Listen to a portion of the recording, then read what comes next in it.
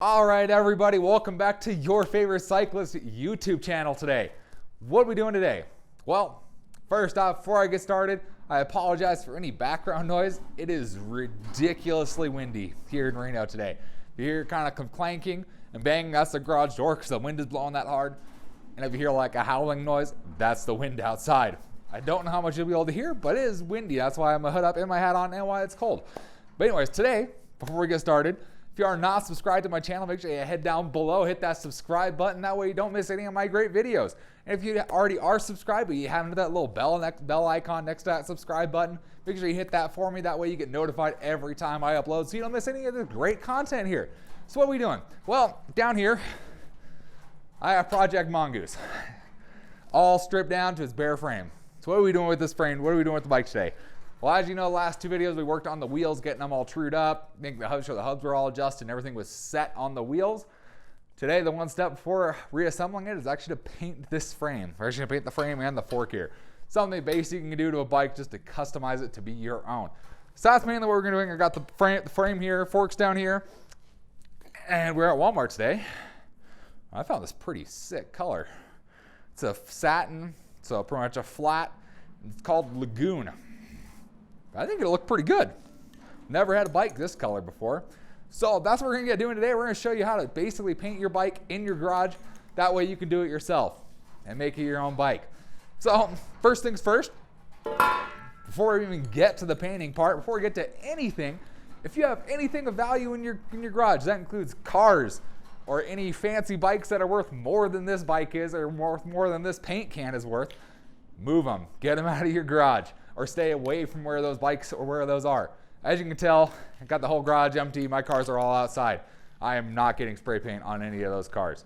Second thing you want to know, of course, any kind of painting, try and be in a semi-controlled area. So it's ridiculously windy outside today. I'm not painting outside because it would suck. And my bike would be covered in grass and leaves and all sorts of who knows what. So make sure you paint in a controlled environment. So garage, try not to paint in your house. If you do paint in your garage, make sure it has ventilation. I got a crack at the bottom of my garage door.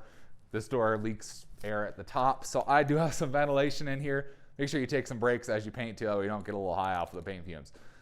But first thing we're gonna do, we got this all set here, ready to go. So what we're gonna do, we're gonna go ahead and sand this frame down, make sure you got a good surface to adhere? Yeah, good surface to adhere to with this paint. So I'm gonna go ahead and grab my orbital sander and get to work sanding this frame and the fork down. Get it nice and pretty much, you don't need it all the way down. You just need it to be a nice rough surface for it to be on. If it's nice and smooth like this is, or if you got decals there, you're gonna be able to see them once you paint the bike. So make sure you make it nice and give it a nice kind of scuff to it. You can hit it with just a piece of sandpaper if you want. I'm gonna cheat and use the orbital sander as much as I can just because it's easier for me. So we'll get over here, grab that orbital sander and get sanding.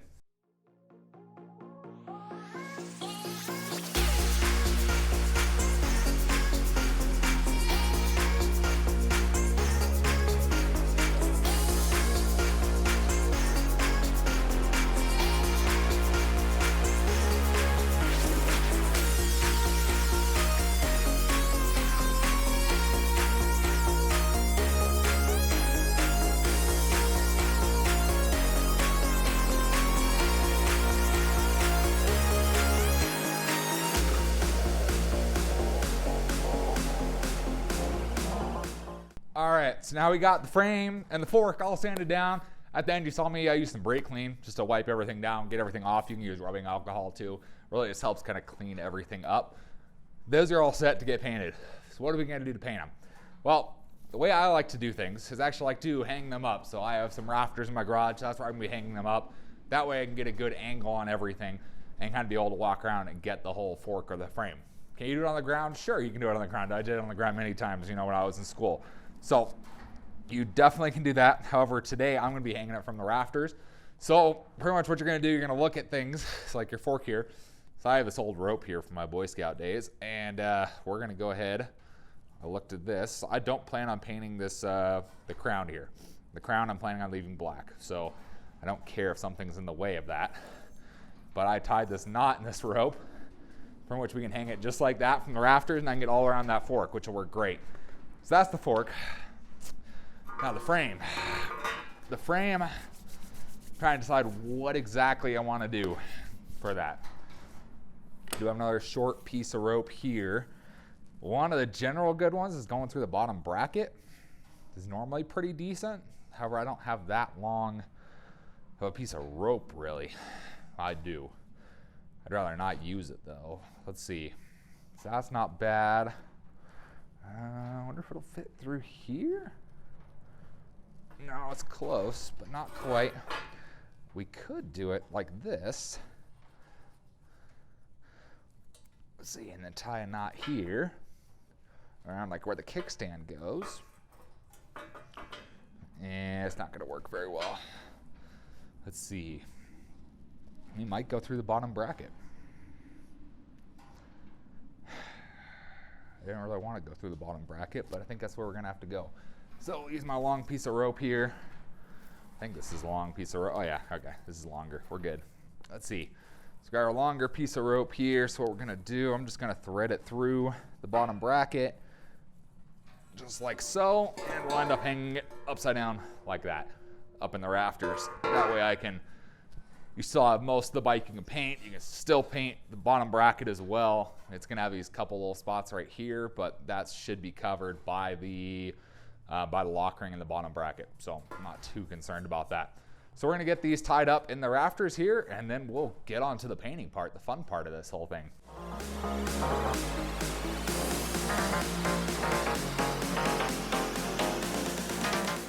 So just like so, got them both hanging from the rafters. You don't need anything crazy tight or crazy because you're not putting a weight on them. As long as they can support themselves there, that's all you got to do. So it's nice and simple there. So what we're going to do, we're going to go ahead and grab our paint over here. So grab my nice Lagoon paint here. Now, on a nicer bike, can you tape up some things? Sure, you can tape up a couple things. You could tape up right around here, right in this area where the bearings sit, in the bottom bracket where the bearings sit. If you're going to be painting up here on the crown of the fork, you can paint up here. You can tape off your stanchions if you want. I'm not doing any of that today. We're just going to go for it because you can always just paint thinner it off later. Because I don't really care about any of that. All the bearings are fine. They have plenty of room, so I'm not concerned about those. And the stanchions, who knows? I may do something else with those before we're done. So pretty simple. Scared my garage door is going to come in on me. Pretty simple there. So let's get you guys up close here. Kind of get you guys, let's see where we want to start painting. Start painting on the actual frame here, so we can start here and then move on and show you guys how to simply get this done. All right, so here we are at the bike frame. The first thing you want to do, you want to shake up your can. Make sure it's nice and shooken up there. I shook it some. My daughter shook it some too. So you should be good on that half of things. Other than that, make sure it is nice and clean. It's not going to fall down. There's nothing going to fall on it. There's nothing that's falling while you're hanging it up.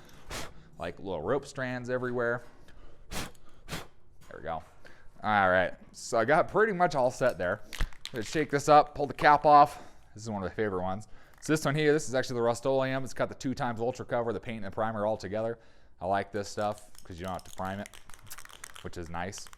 If you just get a different color, it just says paint, prime your bike first, it's gonna stick a lot better. This one I'm not planning on doing that. I'm just gonna spray this bike and call it good. So pretty much once you're all shaken up, you're generally gonna start at the top of the bike, work your way down. That way if you happen to have any paint coming down, it's just gonna go with the flow of the bike, essentially what it's gonna do. We're starting at the bottom and then going up, start at the top, go down. Second thing, first coat, do it nice and light, especially if you're hanging your bike like this or if it's upright, just because it is upright, so your paint's gonna want to drip down if you go too heavy. So first coat, make sure you go a little bit light on the first coat. And we'll go ahead, we'll just start right here.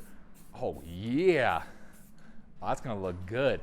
All right, so we'll just go ahead, hit everything here with a nice light coat of this beautiful blue. Oh my goodness, look at that blue. Woo! Did I mention that ventilation? I did, okay, good. All right, so make sure you have some proper ventilation going on, either a door open or a ridiculously windy day, so it keeps some airflow going. If you have a water heater, do not paint in your garage, just heads up. we're gonna paint over the badge because I don't really care about the badge. All right, so we got that side all done. We'll switch over to this side here.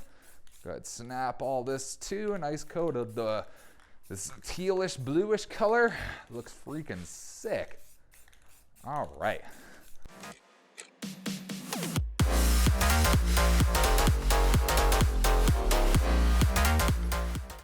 And move on to the fork here. So like I said, with the fork, really I'm just planning on getting pretty much the brake bridge and the fork legs themselves is all I'm planning on doing. I plan on leaving this black.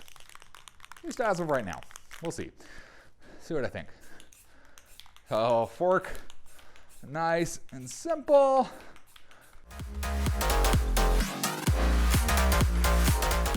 Boom. Oh, that's gonna look freaking sick. All right. So we give it a little bit to dry a little bit here. See what happens to say how long. Let's see here. Apply two or more light coats a few minutes apart. So let's sit a little bit longer here. All right, so we're back over at the frame. It looks like it is drying pretty good, which is nice. So yeah, you gotta see I went a little heavier right there on the bottom bracket, but that's okay.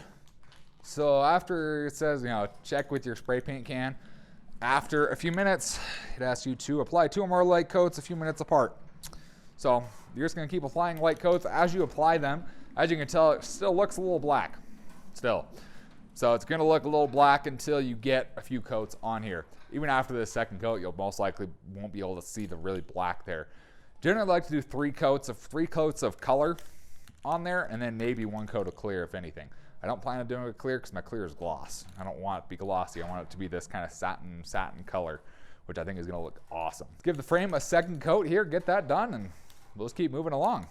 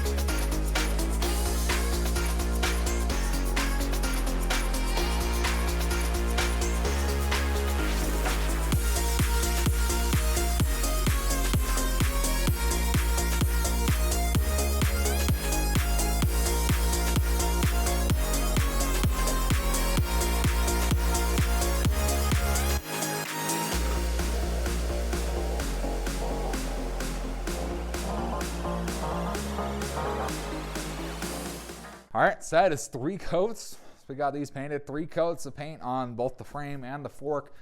So now you gotta just let them dry pretty much, is essentially your next step. So I'm gonna let these dry for, what? I think it says like an hour to touch. I normally give them a few hours, probably about 3 or 4 before I actually will move them. Just make sure it's nice and cured, especially if it's not exactly like a 100-degree day outside. So I'm gonna let them cure for a few hours, let the paint dry. Then I'm going to move them a little bit closer to the wall. That way, if they're closer to the wall, and I can actually pull a car in here. So if I can pull a car in here tonight, that's my goal. So I'm going to let these dry right where they are.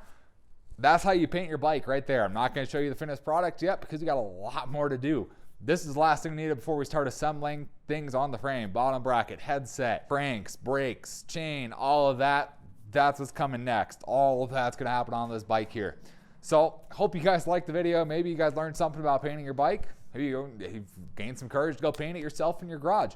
Make sure you have your door open because I'm feeling it a little bit right now because even though it's windy, I'm feeling it a little bit. I had the door open for the last shot.